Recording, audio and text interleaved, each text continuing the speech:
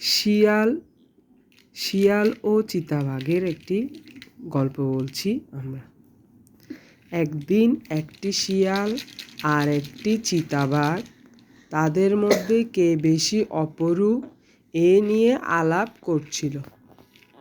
চিতাবাঘ বসেছিল একটি গাছের ডালের উপর, আর শেয়ালটি ছিল সেই ডালটির নিচে বসা। চিতাবাঘ অহংকার করে বলল, দেখেছো আমার গায়ের পশম কি চকচকে আর অপরূপ।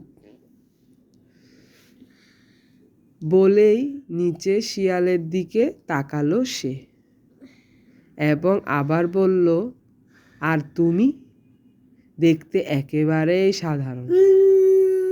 এই দেখো আমার গায়ের দাগগুলো কি চমৎকার। শিয়ালটি তার লেজের ফোলা পশম নিয়ে খুবই খুশি ছিল, কিন্তু এ নিয়ে সে চিতাবাঘকে কিছুই বলল না।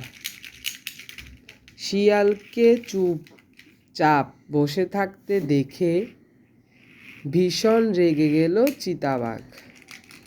সে আশা করছিল তার রূপের প্রশংসা শিয়ালটিও করবে। তখনই শিয়াল বলে উঠল, হতে পারে তোমার গায়ের পশম অপরূপ, কিন্তু আপনার চেয়ে আমার মেধা বেশি। মেধাই হলো আসল রূপের প্রকাশ। এই কথা বলে শিয়ালটি উঠে চলে গেল। শিয়ালের কথাগুলো শুনে চিতাবাঘ খুবই শরম পেল। এরপর জীবনে আর কখনোই নিজের রূপ নিয়ে অহংকার করেনি সে। শিক্ষা দেখো, রূপের চেয়ে মেধার মূল্য অনেক বেশি। তাই আমরা কখনো